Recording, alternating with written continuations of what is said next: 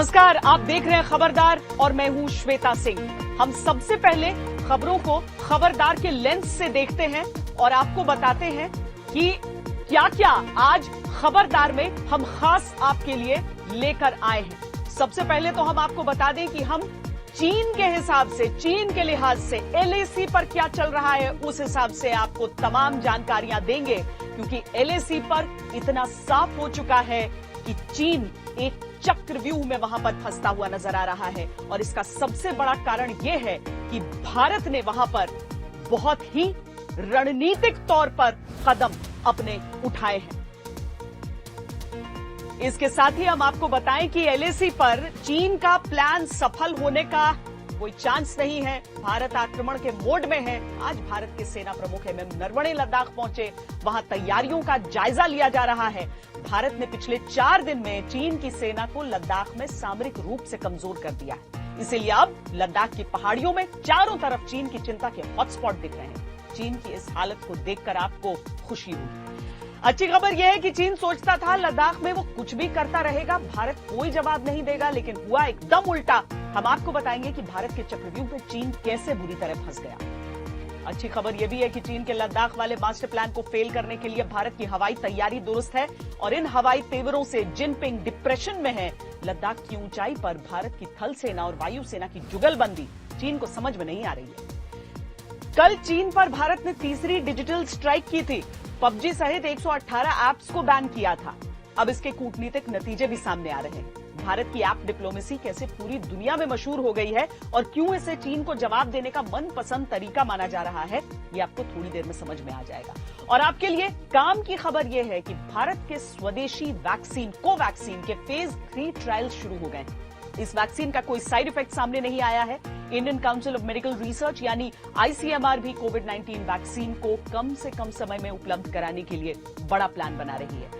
भारत में 38.5 लाख से अधिक कोरोना केस आ चुके हैं। एक्टिव केस 8 लाख से ज्यादा हैं और 67,000 से ज्यादा लोगों की मौत हो चुकी है।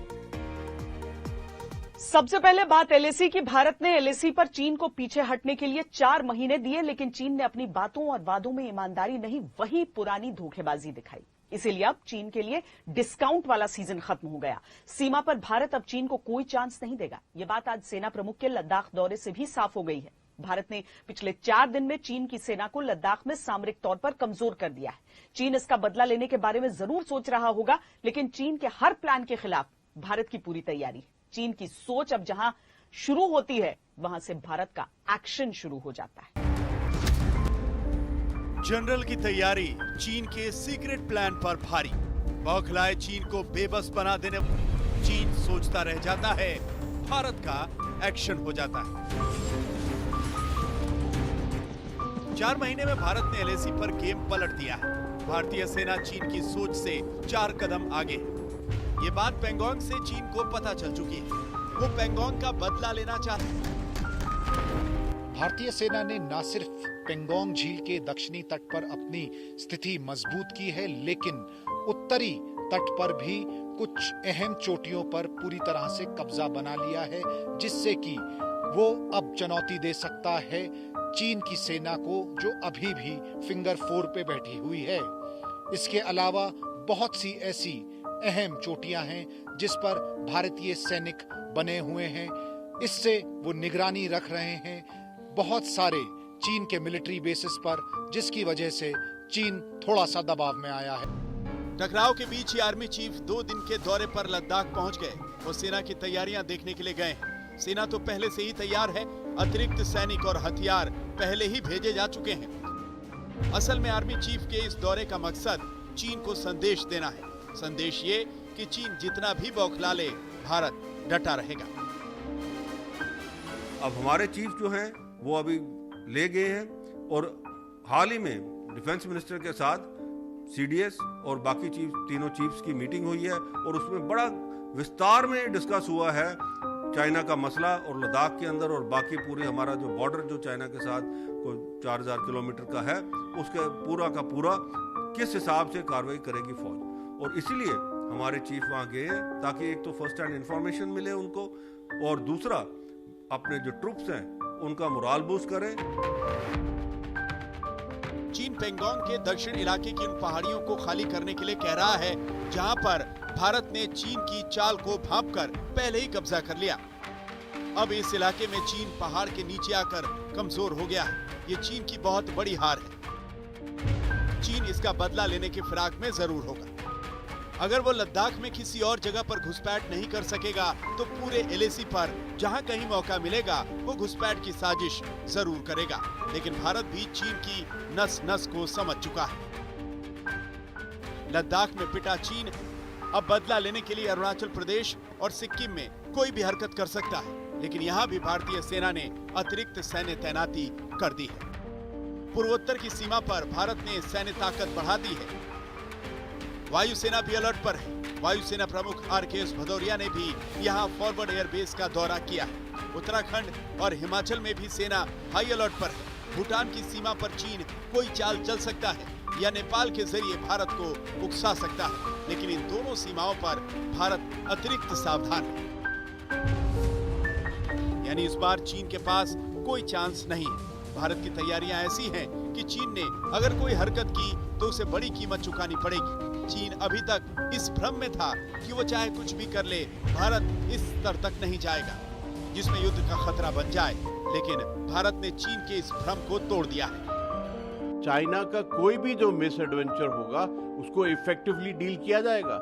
हमने देखा है कि किस प्रकार 15 जून की रात गलवान के अंदर में जो उन्होंने स्टेटस को चेंज करने की कोशिश की थी उसका क्या मुंह तोड़ जवाब दिया था। उससे बड़ी बात यह है कि पूरे ही इंडिया और चाइना बॉर्डर के ऊपर में भारतीय सेना और सिक्योरिटी फोर्सेस बिल्कुल विजिलेंट हैं, तैयार हैं, अलर्ट हैं। भारत को अब अंजाम की परवाह नहीं। कुछ भी हो जाए वो चीन के सामने न झुकेगा न हटेगा। अब ये बेबस है और बौखलाया हुआ है क्योंकि इसे भारत का नया रूप दिख। भारत ने चीन को बेबस कर दिया है, लेकिन चीन चुप बैठने वाला भी नहीं है। वो अगर खुद कुछ नहीं कर पाएगा तो दूसरे देशों के जरिए भारत से बदला लेने की साजिश करेगा।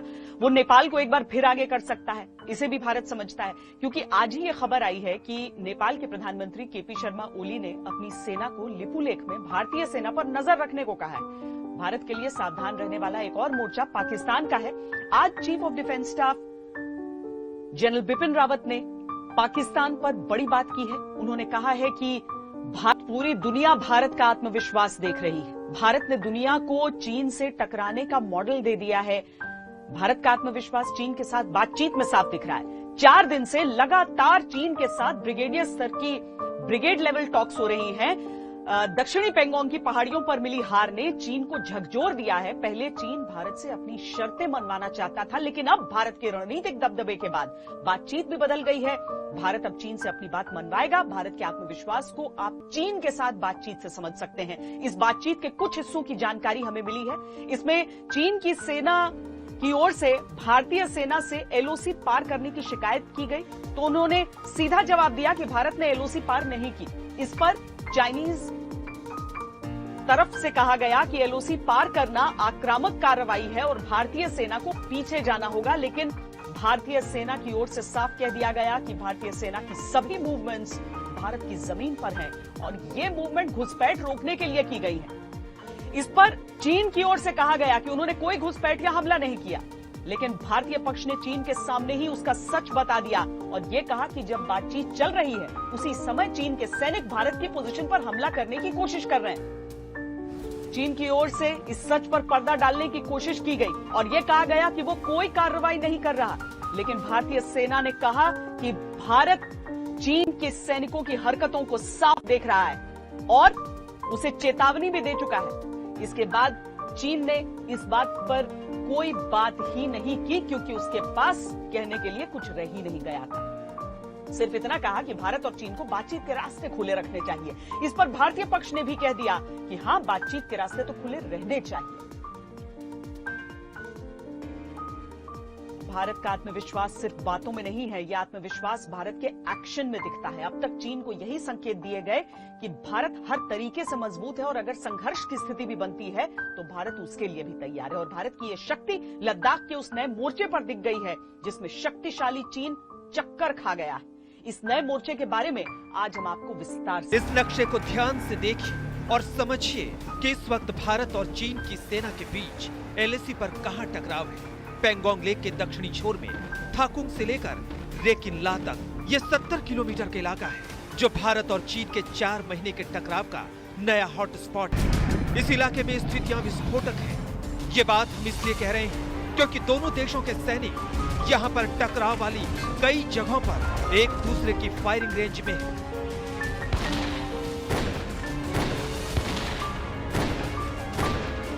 दोनों तरफ से 9 से 10 हजार सैनिक तैनात हैं। दोनों तरफ टैंक, तोप, रॉकेट लॉन्चर और सर्विलांस ड्रोन मौजूद हैं।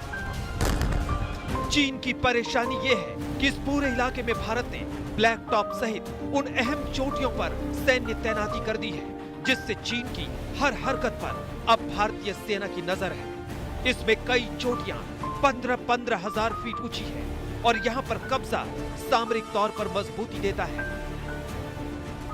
भारत शांतिप्रद देश है, हमारे आक्रामक डिजाइन नहीं है, लेकिन भारत की सेना पूरे तरीके से सतर्क है और तैयार है भारत की टेरिटरी को बचाने के लिए।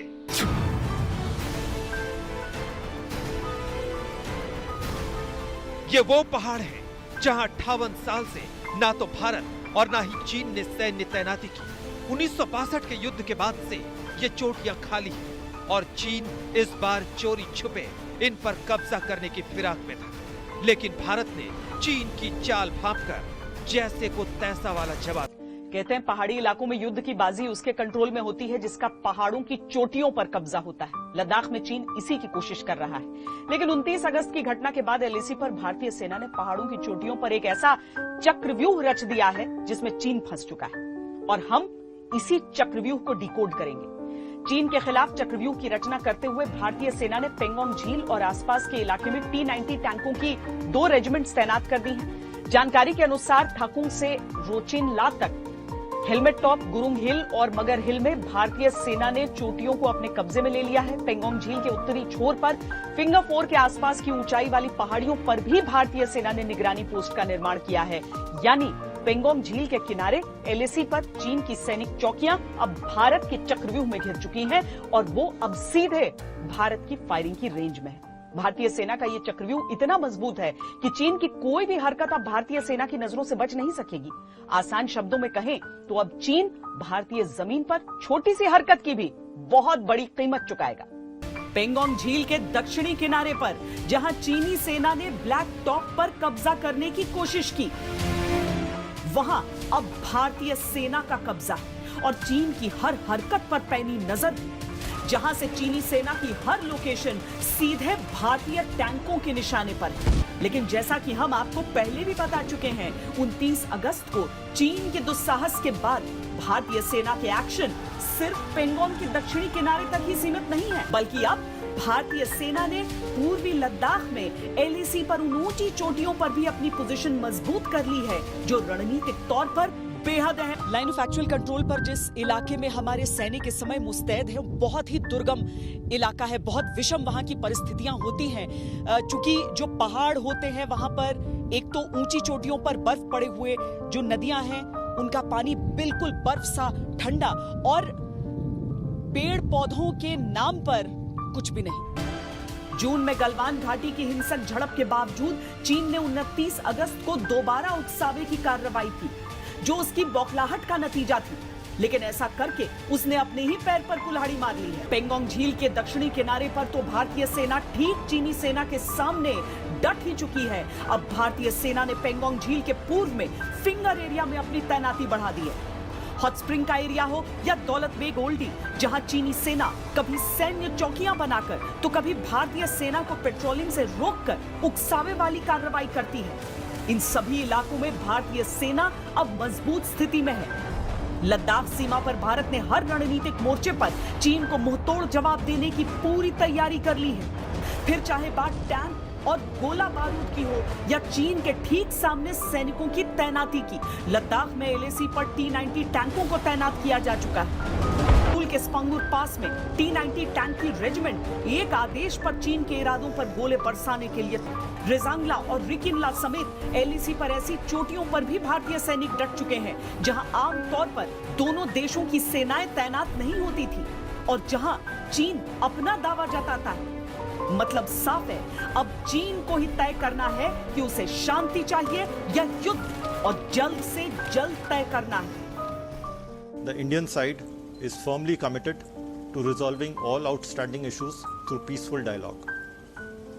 We therefore strongly urge the Chinese side to sincerely engage the Indian side with the objective of expeditiously restoring the peace and tranquility in the border areas through complete disengagement and de-escalation in accordance with the bilateral agreements and Bharat अब और ज्यादा चीन की बातों में नहीं आएगा, इसीलिए भारत ने चीन को अब उसी की भाषा में जवाब देने की तैयारी कर ली। लद्दाख में ग्राउंड जीरो पर पहुंचकर आर्मी चीफ ने 2 मैसेज दिए।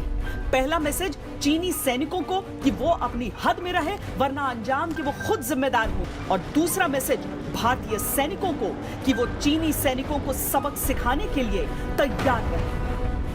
अभिषेक भल्ला के साथ श्वेता सिंह, आज तक।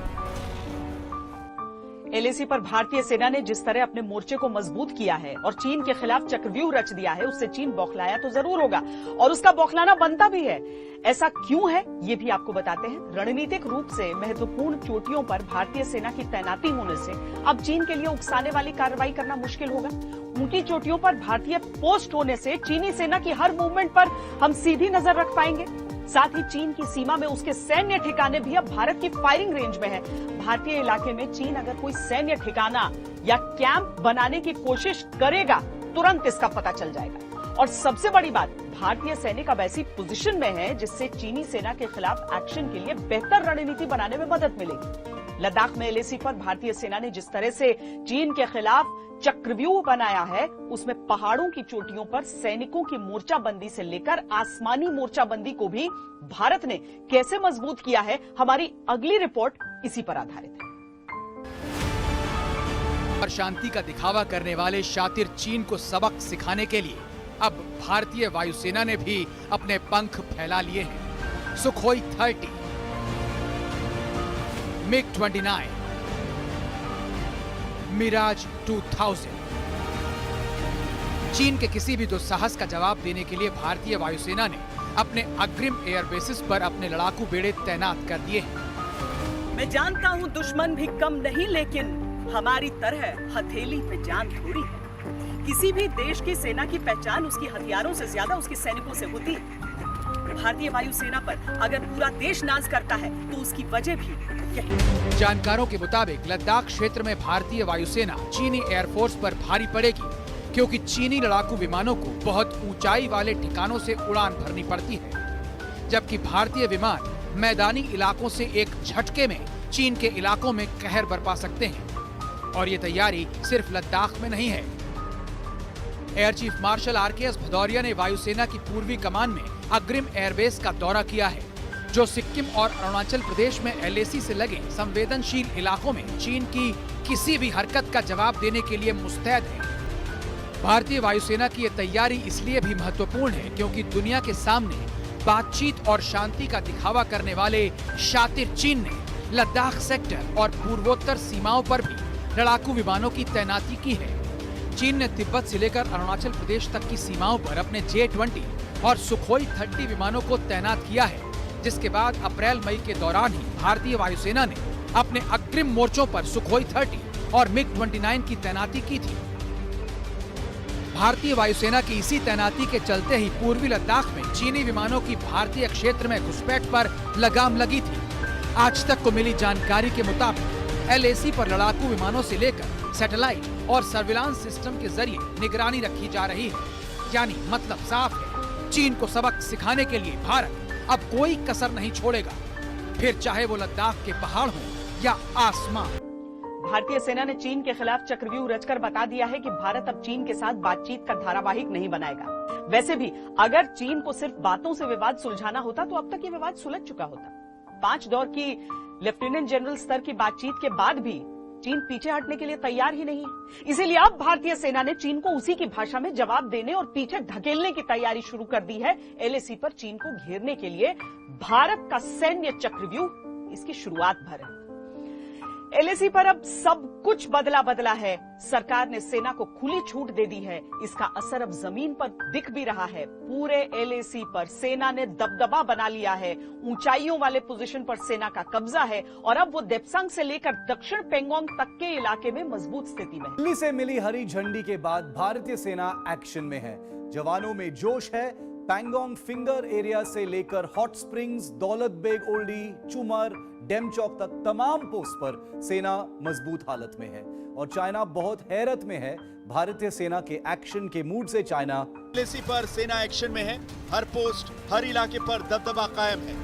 भारतीय सेना अपने 20 साथियों की शहादत का बदला लेना चाहती है। पहले चीन की हरकत पर सेना जवाबी कार्रवाई करती थी। अब सेना ने खुद ही पहल करके चीनी सैनिकों के पर कतर दिए हैं। पहले सेना एलएसी पर वेट एंड वॉच की पोजीशन में रहती थी, अब त्वरित एक्शन लिया जाता है। पहले बातचीत पर जोर होता था, अब बातचीत भी और एक्शन भी। पहले बॉर्डर पर शांति बनाए रखने के नियमों के तहत कार्रवाई होती थी, अब भारत ने ये साफ कर दिया है कि सामने वाला अगर अपनी हरकतों से बाज नहीं आएगा तो इकलौते भारत ने ही शांति का ठेका नहीं लिया हुआ।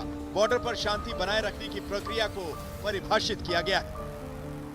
हम लोग को बात के अंदर गोल पोस्ट शिफ्ट करने की जरूरत है। वो यदि एलएसी की बात करता है तो हमको डिसएंगेजमेंट के साथ साथ डीएस्केलेशन का बात करना चाहिए। इशू रेज करना है कि अक्साई चीन हमारा है।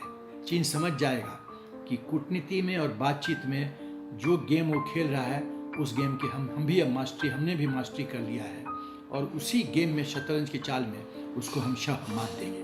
भारत उन छोटे देशों में नहीं है जिनको चाइना ने साउथ चाइना सी के रिम पर डरा धमका के अपनी बात बना ली है। भारत की अपनी रीढ़ की हड्डी है और बड़ी मजबूत है। चांस मारेगा तो भारतीय सेना के गुस्से की आग बरसेगी कि सेना को ये बात समझ में आ गई होगी। भारत का हाईवे और अब डिजिटल युग के हाईवे के जरिए चोट चीन के पसीने छुड़ा रहा है। एलएसी पर जो मौजूद तनाव है उसे भारत की रणनीतिक सड़कों को लेकर चीन की छटपटाहट का नतीजा बताया जा रहा है। तो चीन के इस दुस्साहस के बीच भारत ने अब तक 224 चीनी मोबाइल ऐप्स पर बैन लगाया है। वो चीन पर बहुत भारी है। कल जिन 118 चीनी मोबाइल ऐप्स को बैन किया गया उनमें पॉपुलर गेम पबजी है, जिसके शेयर 2% से अधिक गिर गए। उधर अमेरिका ने भारत के फैसले का समर्थन किया। महीनों में तीसरी बार चीन पर डिजिटल स्ट्राइक कर भारत ने यह संकेत दे दिया है कि एलएसी पर अशांति चीन के लिए फायदे का सौदा नहीं। सबसे पहले जून में टिकटॉक और वीचैट समेत 59 चीनी ऐप्स बैन हुए। फिर जुलाई में बैन होने वाले 59 ऐप्स के क्लोन माने जाने वाले 47 ऐप्स पर भारत में ताला लगा। तो अब पॉपुलर ऑनलाइन गेम पबजी समेत 118 ऐप्स को राष्ट्रीय सुरक्षा के मद्देनजर बैन किया गया। भारत की ऐप्स बैन कूटनीति का चीन पर सीधा असर हुआ है। चीन के वाणिज्य मंत्रालय के प्रवक्ता गाओ फेंग की ओर से कहा गया कि भारत का कदम चीनी निवेशकों और सर्विस प्रोवाइडर्स के वैधानिक अधिकार और हितों को नुकसान पहुंचाता है और भारतीय उपभोक्ताओं के हितों के खिलाफ है। साथ ही खुली अर्थव्यवस्था के तौर पर भारत में निवेश के माहौल को खराब करता है। वैसे चीन के इस उपदेश पर भारत के विदेश मंत्रालय ने उन्हें आईना दिखाने में तनिक भी देर नहीं लगाई। India has one of the most open regimes for FDI in the world, and this includes for internet companies as well as for digital technology companies. Now, digital technology companies, while operating here, they have the responsibility to abide by the rules and regulations issued by relevant ministries and departments of the government of India. चीनी apps की जासूसी network को तोड़ने की भारत की कार्रवाई ने चीन पर दो तरफा वार किया है। एक और चीनी कंपनियों के बिजनेस पर मार पड़ी है तो दूसरी ओर इसका कूटनीतिक असर भी गहरा है। सबसे पहले बिजनेस के एंगल से ही समझ लेते हैं। अभी बैन हुए 118 चीनी ऐप्स में सबसे पॉपुलर पबजी था। पबजी चीनी गेम कंपनी टेंसेंट होल्डिंग्स का मोबाइल ऐप है। भारत के फैसले के बाद इस कंपनी के शेयर 2% से ज्यादा गिर गए। ऐसा इसलिए हुआ क्योंकि पबजी के सबसे ज्यादा डाउनलोड्स भारत में हुए थे। भारत में 17.5 करोड़ पबजी डाउनलोड्स थे। जो कि दुनिया भर में पबजी के टोटल डाउनलोड्स का 24%। जब 59 ऐप बैन हुए थे तब उसमें सबसे पॉपुलर टिकटॉक था। ऑब्जर्वर रिसर्च फाउंडेशन में छपी रिपोर्ट के मुताबिक मई 2020 में टिकटॉक की बाजार कीमत $100 बिलियन थी, जो अगले 2 महीनों में घटकर $50 बिलियन रह गई। उधर चीन पर डिजिटल स्ट्राइक के कूटनीतिक असर को अमेरिका के रुख से समझा जा सकता है। भारत में जब 118 मोबाइल ऐप्स को बैन किया गया तो उसे अमेरिका का समर्थन मिला। अमेरिका के आर्थिक विकास मामलों के उप विदेश मंत्री कीथ क्रैच ने कहा था कि भारत ने 100 से अधिक चीनी ऐप्स बैन किए हैं। हम सभी आजादी पसंद देशों और कंपनियों से कह रहे हैं कि वो क्लीन नेटवर्क में शामिल हो। यही नहीं, टिकटॉक पर बैन के भारत के फैसले की वजह से अमेरिका में टिकटॉक को किसी अमेरिकी कंपनी को बेचने या प्रतिबंधित हो जाने का दबाव है। 118 चीनी ऐप्स पर प्रतिबंध लगाकर भारत ने एक तीर से कई निशाने लगाए हैं। पहला, भारतीय लोगों की जानकारी गैर कानूनी तरीके से चीन में जाने से रोक लगाई है। दूसरा, अमेरिका ने इसका समर्थन किया है और उम्मीद की है कि दुनिया के बाकी प्रजातंत्र भी इसी तरह से चीन पर प्रतिबंध लगाएं। और तीसरा, चीनी कंपनियों के अंतर्राष्ट्रीय बाजार पर इसका प्रतिकूल असर पड़ा है और अब चीन को यह तय करना है कि उसे भारत के साथ वास्तविक नियंत्रण रेखा पर शत्रुता करनी है या फिर शांतिपूर्वक तरीके से विकास और व्यापार में बढ़ोतरी। भारत के कदम के कूटनीतिक असर के साथ साथ चीन पर डिजिटल स्ट्राइक को एलएसी पर तनाव के मद्देनजर भारत का रणनीतिक दांव भी माना जा रहा है। मुझे लगता है कि जब जब आपके यहाँ टेंशन्स बॉर्डर पर बढ़ेंगी तब तब इस तरह की घटनाएं भी आती रहेंगी। ये एक ट्रेंड सा नजर आ रहा है। और वैसे भी जब सरकार ने ये 118 मोबाइल ऐप्स को बैन किया है तो मुख्य उद्देश्य यही है कि भारत की जो प्रभुता, अखंडता और सुरक्षा है उसको हम सबल रूप से पूरी तरीके से सुरक्षित रख सकें। चीन को भारत का संकेत साफ है, अगर बॉर्डर अशांत रहेंगे तो कारोबार के नाम पर गलबहियां नहीं चल सकती, खासकर तब जबकि कारोबार के नाम पर 21वीं सदी में सबसे अहम डेटा सुरक्षा की गारंटी न मिल रही हो। गौरव सावंत, दिल्ली, आज तक। अब चीन को लेकर जो कुछ चल रहा है उससे अलग जरा कोरोना को लेकर क्या चल रहा है उसकी बात कर लेते हैं, क्योंकि हिंदुस्तान में 38 लाख से ऊपर पहुंच चुका है कोरोना संक्रमण का ये आंकड़ा। चेहरे पर मास्क नहीं, सोशल डिस्टेंसिंग का ख्याल नहीं, इधर लापरवाही बढ़ी, उधर अस्पतालों में मरीजों की भीड़ बढ़ी। जब केस कम थे तो लोगों में चिंता ज्यादा थी, लॉकडाउन था, तरह तरह की पाबंदी थी, और अब जब 24 घंटे में कोरोना वायरस संक्रमण के 83,883 नए मामले सामने आ रहे हैं तो लोगों में चिंता कम है। यहाँ ये बताना भी जरूरी है कि चीन में कोरोना से कुल संक्रमित 85,000 ही, यानी कोरोना के जितने मामले बढ़ रहे हैं उतना ही लोगों में अब डर भी कम हो गया है। पिछले 5 दिन के आंकड़ों को ध्यान से देखिए, 24 घंटे में पॉजिटिव होने वालों की संख्या लगातार बढ़ रही है। 3 सितंबर यानी आज 83,000 से ज्यादा कोरोना संक्रमित हुए हैं। 2 सितंबर को 78,357 केस सामने आए। 1 सितंबर को 69,921 सामने आए। 31 अगस्त को 78,551 और 30 अगस्त को 78,761 कोरोना पॉजिटिव हुए हैं। आज भारत में कुल कोरोना पॉजिटिव की संख्या 38,53,000 से ज्यादा है। इसमें से 29,70,000 ठीक हो गए हैं, जबकि 8,15,000 से ज्यादा एक्टिव केस हैं। लोग रिकवर तो हो रहे हैं, लेकिन हर रोज नए मरीजों का रिकॉर्ड टूट रहा है। देश के 62% एक्टिव केस सिर्फ 5 राज्यों से हैं: उत्तर प्रदेश, महाराष्ट्र, तमिलनाडु, कर्नाटक और आंध्र प्रदेश।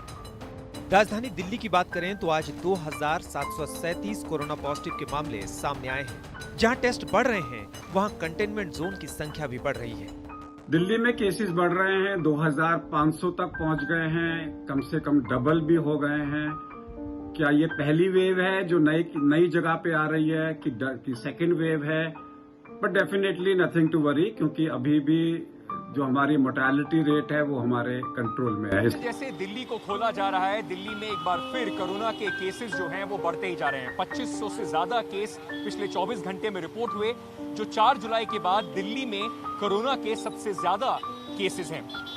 इसी को देखते हुए all India institute of medical sciences का जो यहाँ पर रूटीन ओपीडी के बाद जो जनरल और प्राइवेट वार्ड्स में एडमिशन होता है लोगों का, उसको 2 हफ्ते के लिए रोक दिया गया है। पहले कोरोना के शिकार थोड़े दूर थे, लेकिन अब कोरोना हर व्यक्ति के पड़ोस तक आ गया है, दफ्तर में आ गया है।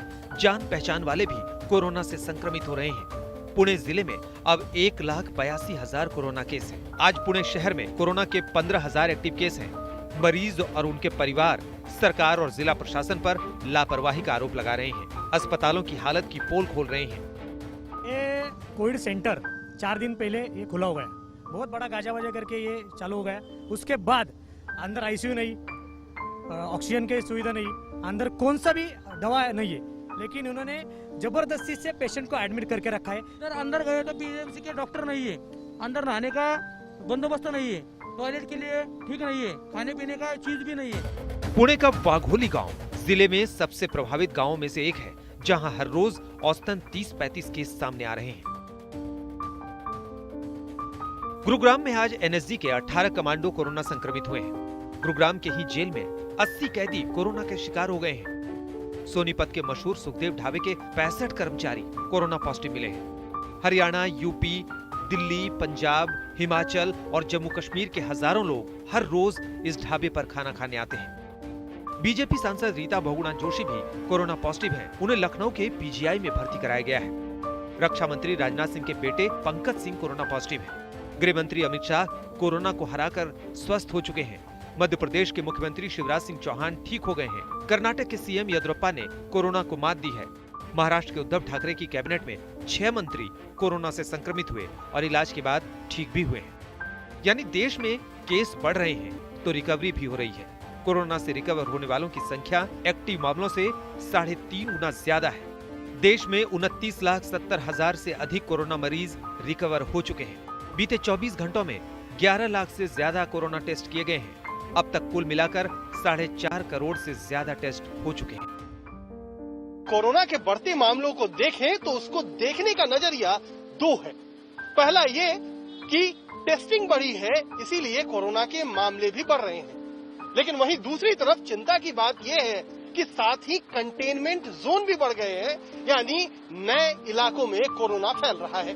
कोरोना संक्रमण के मामले में अमेरिका पहले पायदान पर है, ब्राजील दूसरे और भारत तीसरे पायदान पर है। लेकिन चिंता की बात यह है कि अब हर रोज भारत में कोरोना के मरीजों की संख्या बढ़ रही है। देश में अब तक 67,376 लोगों की कोरोना से मौत भी हो गई है। ये आंकड़ा आबादी के लिहाज से छोटा लगेगा, लेकिन ये डराता भी है। पुणे से पंकज खेलकर और कुमार कुणाल के साथ अंकित त्यागी, दिल्ली, आज तक। कोरोना से जुड़ी अच्छी खबर यह है कि भारत के स्वदेशी वैक्सीन कोवैक्सीन के फेज 3 के ट्रायल शुरू हो गए हैं। इस वैक्सीन का कोई साइड इफेक्ट सामने नहीं आया है। Indian council of medical research यानी ICMR भी कोविड-19 वैक्सीन को कम से कम समय में उपलब्ध कराने के लिए बड़ा प्लान बना रही है। WHO के अनुसार अब 9 वैक्सीन फेज 3 ट्रायल्स के दौर तक पहुंच चुके हैं। इसके अलावा करीब 24 वैक्सीन फेज 1 और फेज 2 के ट्रायल्स में हैं। और अब आज की एक ट्रेंडिंग खबर, बॉलीवुड की अभिनेत्री कंगना रनौत ने शिवसेना नेता संजय राउत पर बड़ा आरोप लगाकर सनसनी फैला दी। उन्होंने कहा कि मुझे संजय राउत ने मुंबई न आने की धमकी दी है। कंगना रनौत ने यहां तक कह दिया कि मुझे मुंबई पीओके जैसी लग रही है। कंगना रनौत का यह बयान ऐसे समय में आया है जब सुशांत सिंह राजपूत मामले को लेकर उन्होंने पहले से ही मुंबई पुलिस और उद्धव सरकार के खिलाफ मोर्चा खोला हुआ है। मुंबई में पीओके जैसा महसूस करने वाली कंगना रनौत के बयान ने कैसे नई राजनीतिक जंग छेड़ दी है, ये भी देखिए। कंगना को क्यों लग रहा है डर? कंगना क्यों है शिवसेना के निशाने पर? कंगना को मुंबई क्यों लग रही है पीओके? सुशांत की मौत के बाद से कंगना रनावत सुर्खियों में। इस बार भूचाल लाया है उनका ये ट्वीट। उन्होंने ट्वीट किया, शिवसेना के नेता संजय राउत ने मुझे खुली धमकी दी कि दोबारा मुंबई ना आऊं। मुंबई की सड़कों पर आजादी वाले चित्र बनाने के बाद खुली धमकी है। क्यों? मुंबई पाकिस्तान अधिकृत कश्मीर जैसी महसूस हो रही है। कंगना के इस ट्वीट से कुछ दिन पहले की ही बात है जब शिवसेना के मुखपत्र सामना में लिखा गया था, अगर आपको मुंबई पुलिस से दिक्कत है तो लौटकर मुंबई मत आएं। बहरहाल कंगना के इस सनसनीखेज दावे के बाद शिवसेना नेता प्रियंका चतुर्वेदी ने मुंबई और मुंबई पुलिस के खिलाफ एक तरफा एजेंडा, पुलिस को माफिया से बदतर कहना, मुंबई पुलिस कमिश्नर के फर्जी स्क्रीनशॉट साझा करना और अब मुंबई की पीओके से तुलना करना शर्मनाक है। ऐसे झूठ पर चुप रहना सही। महाराष्ट्र पुलिस और महाराष्ट्र सरकार को कटघरे में खड़ा करने वाली कंगना अब शिवसेना के निशाने पर है। हे भान मीडियाने ठेवलं पाहिजे। कोणाकडे अशा प्रकारची जर काही माहिती असेल तर त्यांनी ट्विटरवरती वगैरे खेळत बसण्यापेक्षा असे खेळ सरकारकडे जावं, पोलीस आयुक्तांकडे जावं आणि पुराव्यांसह माहिती द्यावी, इतकंच मी सांगतो। कंगना इन दिनों मनाली में अपने घर में है। सुशांत की मौत के बाद से उन्होंने खुलकर अपनी राय रखी है, फिर चाहे वो बॉलीवुड गैंग्स की बात हो, ड्रग्स की बात हो या फिर खुद से जुड़े विवाद। मूवी माफिया ने ना कि सिर्फ उनको बैन किया था, सिस्टमैटिक डिसमेंटलिंग, कैसे कतरा कतरा करके उनका दिमाग तोड़ा गया है, उनको मारा गया है। तो ब्लाइंड आइटम आप इसलिए लिखते हैं क्योंकि आप जब झूठ लिखना होता है आपको के अंगेंस्ट कोई लीगल एक्शन नहीं लिया सकता क्योंकि आपका तो नाम ही नहीं लिखा। सुशांत केस के बाद से कंगना बनाम शिवसेना जंग जोरों पर है, लेकिन इस बीच बीजेपी ने भी महाराष्ट्र सरकार को आक्रामक अंदाज में घेर लिया है। वास्तव में ये धमका नहीं रहे, महाराष्ट्र की सरकार कंगना से डर रही है कि जब वो मुंह खोलेगी तो सभी के नाम देश और दुनिया के सामने उजागर होंगे और यही डर के कारण कंगना को धमकाने का प्रयास हो रहा है। पर महाराष्ट्र की सरकार कतई ये न भूले कि समूचा देश कंगना के साथ खड़ा है, कंगना अकेली नहीं है। सुशांत केस में सीबीआई की तफ्तीश अभी जारी है, लेकिन मुंबई से मनाली तक चिंगारियों से भड़की आग अभी शांत नहीं हुई है। आज तक ब्यूरो। वक्त एक छोटे से ब्रेक का है, आप रहिए खबरदार। नमस्कार, मैं हूं अंजना ओम कश्यप। हमें उम्मीद है ये वीडियो आपको पसंद आया होगा। लेटेस्ट खबरों के लिए यूं ही देखते रहिए आज तक और इस वीडियो के पसंद आने पर लाइक, शेयर एंड सब्सक्राइब करना ना भूलें।